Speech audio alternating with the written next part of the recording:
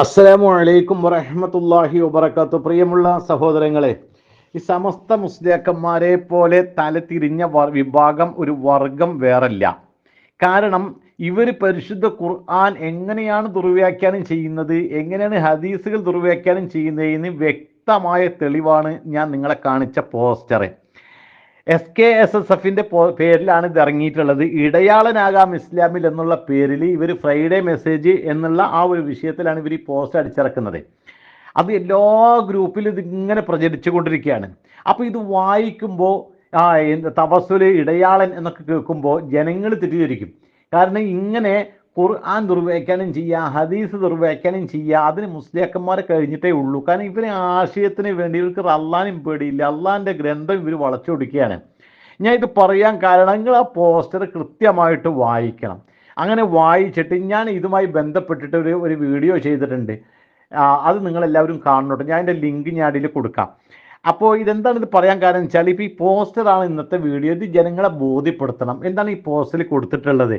ഇത് പലരും എൻ്റെ വാട്സപ്പ് വിട്ടിട്ട് ഇത് എന്താണ് എന്ന് പലരും ചോദിക്കണ്ടായി. അപ്പോഴാണ് ഞാൻ ഇത് നോക്കുമ്പോൾ ഇതൊരു വലിയൊരു തെറ്റിദ്ധരിപ്പിക്കലാണ് ഈ പോസ്റ്ററിലൂടെ നടത്തിയിട്ടുള്ളത്.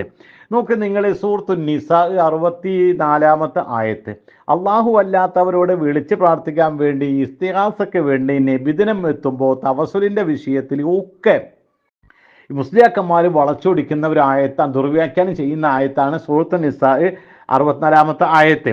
ആ ആയത്ത് തുടക്കം തന്നെ എന്താണെന്ന് അറിയോ? ഒമാ അർസൽനാ മിർ റസൂലിൻ ഇല്ലാ ലിയുത്താഅ ബിഇദ്നില്ല എന്നാണ് ആയത്ത് തുടക്കം. അതവർ കൊടുക്കൂല.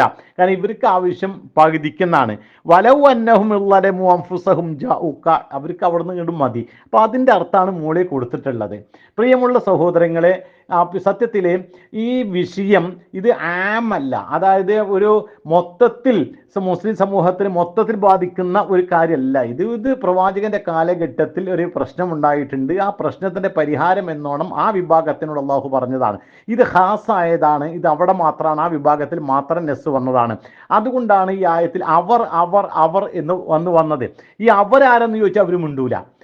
എന്നിട്ട് ഇവരെന്ത് ചെയ്യുക? ഇവർ ഈ അള്ളാഹു അല്ലാത്ത തേടാൻ വേണ്ടി ആയത്ത് കൊണ്ടുവരും. എന്നിട്ട് അവരെ ദുർവ്യാഖ്യാനിക്കും. ഇതാണ് മുസ്ലിയാക്കന്മാരുടെ അവസ്ഥ. അപ്പോൾ അതുകൊണ്ട് ഞാൻ ഇത് ബന്ധപ്പെട്ട് ഇതുമായി വിശദീകരിച്ചുകൊണ്ട് ഇത് ഈ ആയത്ത് ഇങ്ങനെ നേർക്കുനേരെ വായിക്കില്ല, അതിൻ്റെ മോൾ ഭാഗത്തുനിന്ന് ഓതി വരണം.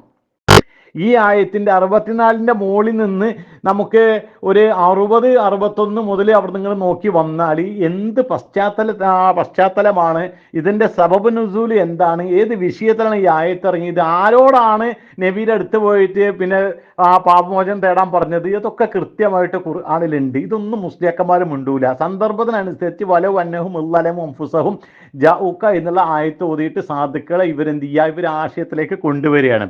ഇനി അടുത്ത് നോക്കി, ഇവർ ഈ പോസ്റ്ററിൽ കൊടുത്തിരിക്കുന്ന ഹദീസ് നോക്കി നിങ്ങൾ. ഞാൻ ആ പോസ്റ്ററിൽ തന്നെ വായിക്കാം. അനസ് റളിയല്ലാഹു അൻഹുവിൽ നിന്ന് ഇമാം ബുഖാരി റളിയല്ലാഹു അൻഹു നിവേദനം ചെയ്യുന്നു, നിശ്ചയം ജനങ്ങൾക്ക് വരൾച്ച അനുഭവപ്പെടുമ്പോൾ ഉമർ റളിയല്ലാഹു അൻഹു അബ്ബാസ് റളിയല്ലാഹു അൻഹുവിനെ ഇടയാളനാക്കി, ശ്രദ്ധിക്കണം കേട്ടോ, ഇടയാളനാക്കി മഴ തേടാറുണ്ടായിരുന്നു.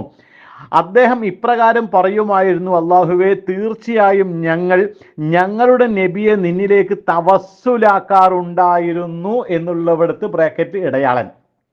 അപ്പൊ ഇവർക്ക് ഇടയാളനാണ് ആവശ്യം, അല്ലാണ്ട് മറ്റുള്ള വിഷയമല്ല. ഇവർ ഇടയാളൻ എന്നുള്ള വിഷയം ഇവർക്ക് വരുത്താൻ പറ്റുമോ? തവസ്സുലാണ് ഇവർക്ക്, തവസ്സുലിന് വേണ്ടി ഇവർ കൊണ്ടുവരിക ഈ ഹദീസ്. ഇവിടെ തവസ്സുൽ എന്ന് പറഞ്ഞ് തവസ്സുൽ വേണ്ടെന്നൊന്നും പറഞ്ഞില്ല. ഇസ്ലാം അത് പഠിപ്പിച്ച തവസ്സുൽ വേണമെന്ന് അള്ളാഹു കൃത്യമായിട്ട് പറഞ്ഞതാണ്. യാ അയ്യുഹല്ലദീന ആമനു തഖുല്ലാഹ വബ്തഗൂ ഇലൈഹിൽ വസീല വജാഹിദു ഫീ സബീലിഹി ലഅല്ലക്കും തുഫ്ലിഹൂൻ എന്ന് പരിശുദ്ധ ഖുർആൻ വളരെ വ്യക്തമായിട്ട് പഠിപ്പിച്ചതാണ്. സൂറത്തുൽ മാഇദ 38-ാമത്തെ ആയത്തിൽ അള്ളാഹു അത് കൃത്യമായിട്ട് പറഞ്ഞു. അപ്പോൾ തവസ്സുൽ ഇസ്ലാം അംഗീകരിച്ചതാണ്. അള്ളാഹു നമ്മോട് അള്ളാഹുവിലേക്ക് അടുക്കാനുള്ള മാർഗം തേടണമെന്ന് അള്ളാഹു നമ്മോട് നിർദ്ദേശിച്ചതാണ്. അപ്പോൾ അള്ളാഹു അങ്ങനെ നിർദ്ദേശിക്കുമ്പോൾ അതിൻ്റെ മാനദണ്ഡം, അതായത് എങ്ങനെയാണ് തവസ്സുൽ ചെയ്യേണ്ടത് എന്ന് അത് കൃത്യമായിട്ട് ഇസ്ലാം നമുക്ക് പഠിപ്പിച്ചിട്ടുണ്ട്, അള്ളാഹുവിൻ്റെ റസൂൽ പഠിപ്പിച്ചിട്ടുണ്ട്. പക്ഷെ അതൊക്കെ മാറ്റി നിർത്തിയിട്ട് 7, 8, 9 തവസ്സുലായിട്ട് നമുക്ക് ചെയ്യാനുള്ള ഒരുപാട് കാര്യം ഇസ്ലാം പഠിപ്പിച്ചതായിട്ടുണ്ട്. പക്ഷേ അതൊക്കെ മാറ്റി നിർത്തിയിട്ടാണ് ഈ ബദരീങ്ങളെ കൊണ്ടും അതേപോലെ മരിച്ചവരെ കൊണ്ടും ഇവരുടെ കുളിക്കത്ത് നനക്കാത്ത അവലിയാക്കന്മാരെ പേരും പറഞ്ഞ് തവസ്സുലാക്കാനുള്ള ആ രൂപത്തിലേക്ക് ഈ ഹദീസിനെ കൊണ്ടുവരികയാണ്. അപ്പോൾ നോക്ക് നിങ്ങൾ, ബ്രാക്കറ്റ് ഇടയാളൻ എന്ന് വ്യക്തമായിട്ട് അവർ കൊടുത്തിട്ടുണ്ട്.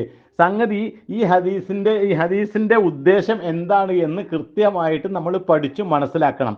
ഇവിടെ മഴ ഇല്ലാത്തൊരു അവസ്ഥ അള്ളാഹുവിൻ്റെ റസൂലിൻ്റെ കാലഘട്ടത്തിൽ നമുക്കറിയാം. വെള്ളിയാഴ്ച ദിവസം പ്രവാചകൻ ഖുത്ബ നിർവഹിച്ചു കൊണ്ടിരിക്കുന്ന സമയത്ത് ഒരു സ്വഹാബി കടന്നു വരികയും അള്ളാഹുവിൻ്റെ റസൂലെ, ഞങ്ങളുടെ കാലുകളെല്ലാം പിന്നെ കാലുകളെല്ലാം നശിച്ചു, സമ്പത്തൊക്കെ നശിച്ചു, അതുകൊണ്ട് ഞങ്ങൾക്ക് മഴ വർഷിപ്പിച്ചു തരണം എന്ന് അള്ളാഹുവിനോട് അള്ളാഹുവിനോട് ദുആ ചെയ്യണം എന്ന് പറഞ്ഞപ്പോൾ റസൂലുള്ള പിന്നെ കക്ഷത്തിലെ വെളുപ്പ് കാണുന്നത് പോലെ കൈ ഉയർത്തിയിട്ട് അള്ളാഹുവിനോട് ദുആ ചെയ്തു, മഴ പെയ്തു.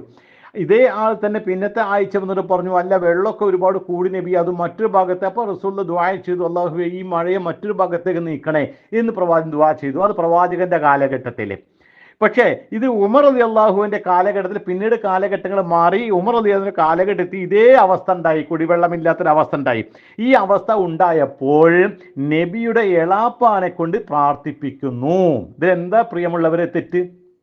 ഈ മുസ്ലിയാക്കന്മാരെന്താ ഇടയാളനാക്കിയെന്ന്. അതായത് ഇത് വായിക്കുന്നവർ മനസ്സിലാക്കണം, എന്ത് മഴയ്ക്ക് വേണ്ടി പ്രാർത്ഥിക്കാൻ വേണ്ടിയിട്ട് സഹാബത്തൊക്കെ ഒരുമിച്ച് കൂടി, എന്നിട്ട് അബ്ബാസ് റളിയല്ലാഹുവിനെ കൊണ്ടുവന്ന് മുമ്പിൽ നിർത്തി, എന്നിട്ട് ചുറ്റുള്ളവരൊക്കെ റബ്ബിനോട് റബ്ബേ ദേ മൂപ്പരവിടെ കൊണ്ടുവന്നിട്ടുണ്ട്, ഞാൻ ഇവരെ കൊണ്ട് തവസ്സുലാക്കുകയാണെന്ന് പറഞ്ഞിട്ട് ഇവരെല്ലാവരും കൂടി പ്രാർത്ഥിച്ച പോലെയാണ് ഇവർ ഈ കഥ അവതരിപ്പിക്കുന്നത്. സത്യത്തിൽ റസൂലുള്ളാഹിന്റെ കാലത്ത് പ്രവാചകനെ ദുആ ചെയ്യിപ്പിക്കും, സ്വാലിഹീങ്ങളുടെ പ്രാർത്ഥന. അപ്പോൾ നബീനെ കൊണ്ട് ദുആ ചെയ്യിപ്പിച്ച് മഴ വർഷിപ്പിക്കുമായിരുന്നു. പ്രവാചകനില്ല. പ്രവാചകന്റെ കാലശേഷം മഴ കിട്ടാൻ വേണ്ടിയിട്ട് പ്രവാചകന്റെ എളാപ്പാനെ കൊണ്ട് ദുആ ചെയ്യിപ്പിച്ചു ഉമർ റളിയല്ലാഹു. ഇതാണ് ഇവിടെ സംഭവം. അതിന് ഇടയാളനാക്കി എന്നുള്ള ഇവരിങ്ങ് തട്ടിപ്പ് നടത്തുക. ഇടയാളനാക്കുകയാണെങ്കിൽ നമ്മൾ മുമ്പ് ചോദിച്ചതുപോലെ, മുമ്പേ പല വീഡിയോയിലൊക്കെ ഞാൻ ചോദിച്ചതുപോലെ, ഈ അബ്ബാസ് റളിയല്ലാഹു അൻഹുവിനെ ഇവിടെ കൊണ്ടുവരേണ്ട വല്ല കാര്യമുണ്ടോ? നിങ്ങൾ അബ്ബാസ് ഇരിക്കുന്നിടത്ത് ഇരിക്കട്ടെ, നിങ്ങൾക്ക് അവിടെ ഇവർക്ക് സഹാബത്തിനൊക്കെ മഴയ്ക്ക് വേണ്ടി പിന്നെ പ്രാർത്ഥിക്കാൻ വേണ്ടി ഒരുമിച്ച് കൂടിയപ്പോൾ അബ്ബാസ് റളിയല്ലാഹു അൻഹുവിനെ കൊണ്ട് ഞങ്ങൾ തവസ്സുലാക്കുന്നു, ഹക്കും ജാഹും ബർക്കത്ത് കൊണ്ട് മഴ പെയ്യണേ എന്ന് ഇവർക്ക് പ്രാർത്ഥിച്ചാൽ പോരെ? എന്തിനാണ് അബ്ബാസ് റളിയല്ലാഹു ഇവിടെ കൊണ്ടുവന്നത്? എന്തിനാ? പ്രാർത്ഥിപ്പിക്കാൻ വേണ്ടിയിട്ടാണ്. പ്രിയമുള്ള സഹോദരങ്ങളെ, ഇവിടെ നോക്കി, ഇവിടെ ദുആ ചെയ്യിപ്പിക്കുകയാണ്. അവിടെ നബീനെ കൊണ്ട് ദുആ ചെയ്യിപ്പിച്ചു. നബിയുടെ കാലത്ത് പ്രവാചകനില്ല. പ്രവാചകൻ എളാപ്പാനെ കൊണ്ട് എന്ത് ചെയ്തു? ദുആ ചെയ്യിപ്പിച്ചു. അങ്ങനെ ഈ ഒരു കാര്യത്തിന് ഇവർ ഇടയിൽ ഇടയാളനാക്കി എന്ന് പറഞ്ഞിട്ടുള്ള തട്ടിപ്പാണ് ഹദീസിലെ തിരുമറി. ആയത്താണെങ്കിൽ പകുതി കട്ട് ചെയ്തിട്ട് അവിടെ നിങ്ങൾ വല വന്നഹും മുക്കൻ, ഇവർക്ക് ഇതേ ആവശ്യമുള്ളൂ. അപ്പോൾ ഇതാണ് ഇതിൻ്റെ സത്യാവസ്ഥ. ഇതിൽ ഒരു തെറ്റുമില്ല. ഇത് ജനങ്ങൾക്ക് വിട്ടുകൂടെ ഇടയാളനാക്കി എന്ന് പറഞ്ഞ് ബ്രാക്കറ്റ് കൊടുത്തു കഴിഞ്ഞാൽ ജനങ്ങൾ തെറ്റിദ്ധരിക്കും. അപ്പോൾ തവസ്സുലാക്കാതെ, അപ്പോൾ മരിച്ചവരൊക്കെ ഇടയാളന്മാരാക്കാന്ന് മറ്റവരങ്ങനെ പറയുന്നു, ഇവരിങ്ങനെ പറയുന്നു, അപ്പോൾ ഇവരാണ് പറയുന്നത് ശരിയെന്നൊക്കെ പറഞ്ഞിട്ട് അതിൻ്റെ പിന്നാലെ പോയിട്ട് മുഴുങ്ങണ്ട. കാരണം ഇവർ ഈ മുസ്ലിയാക്കന്മാർ എന്തെല്ലോ തർക്കത്തിലിരിക്കുന്ന എന്തെല്ലാം വിഷയങ്ങളുണ്ട് അവിടെ മുഴുവൻ കൂട്ടിമാട്ടിയിട്ടുണ്ട്. തർക്കത്തിലിരിക്കുന്ന എന്തെല്ലാം വിഷയങ്ങൾ, അത് ശ്രീ ജുമാ ജമാഅത്താണെങ്കിലും എന്തെല്ലാം വിഷയമാണെങ്കിലും ഇവരൊക്കെ ഹദീസിൻ്റെ ഇടയിലൊക്കെ ഇവർ കടത്തിക്കൂട്ടുകയും ആയത്തൊക്കെ ദുർവ്യാഖ്യാനം ചെയ്യും. അങ്ങനെയാണല്ലോ കാന്തപുരം വസ്അർസന കൊണ്ടുവന്നത്. അപ്പോൾ ഇതൊക്കെ നിങ്ങൾ പഠിച്ച് മനസ്സിലാക്കണം. ഇത് കേവലം ഒരു വീഡിയോ അല്ല. ഇത് കൃത്യമായിട്ട് അള്ളാന്റെ ദീന് കൃത്യമായിട്ട് ജനങ്ങൾക്ക് പറഞ്ഞു മനസ്സിലാക്കലാണ്. ഈ ആയത്തിൽ ഞങ്ങൾക്ക് പറഞ്ഞു തന്നില്ല. ഇത് വിശദീകരിച്ച് ഞാൻ ഒരു വീഡിയോ ചെയ്തിട്ടുണ്ട്. ആ വീഡിയോൻ്റെ ലിങ്ക് ഞാൻ കൊടുക്കാം. നിങ്ങൾ കൃത്യമായിട്ട് അത് കാണണം, ഏത് അവസരത്തിലാണ് ഈ ആയത്ത് ഇറങ്ങിയത് എന്നുള്ളത്. ഈ ഹദീസും നിങ്ങൾ വിശദമായിട്ട് പഠിക്കണം. പരിഭാഷ ഇവർക്ക് എതിർപ്പാണെങ്കിൽ ഇവരെ കഷത്തും പരിഭാഷ ഉണ്ട്. പരിഭാഷ കിട്ടുമ്പോൾ ഖുർആന്റെ ആയത്ത് ഒന്ന് നിങ്ങൾ നോക്കണം. ഈ ആയത്തിന് നേരെ സൂറത്ത് നിസാ 64 മുകളിലുള്ള അവിടെ മുതൽ അയച്ചു വരണം. വായിച്ചു വരുമ്പോൾ ഇത് ഏത് വിഭാഗത്തിനാണ് ഇത് ഈ ബാധകമായത്? ഇത് ഹാസാണോ, അതായത് പ്രത്യേകമായിട്ട് ആ കാലഘട്ടത്തിലേക്ക് മാത്രം വന്നതാണോ, അതല്ല എല്ലാ വിഭാഗത്തിലേക്കും അത് ആമായിട്ട് വന്നതാണോ എന്നൊക്കെ കൃത്യമായിട്ട് അറിയാൻ പറ്റും. ഈ ഹദീസിന്റെ വിഷയം അങ്ങനെ തന്നെയാണ്. ഇസ്ലാം പഠിപ്പിച്ച് തവസ്സുൽ ഇസ്ലാം അംഗീകരിച്ചതാണ്. ഇസ്ലാം തവസ്സുലുണ്ട്. ആ തവസ്സുലും ഈ ഹദീസും തമ്മിൽ ഒരു കുഴപ്പമില്ല. അത് മുസ്ലിയാക്കന്മാർ വളച്ചൊടിച്ചാണ് ഇപ്പോൾ പ്രശ്നം.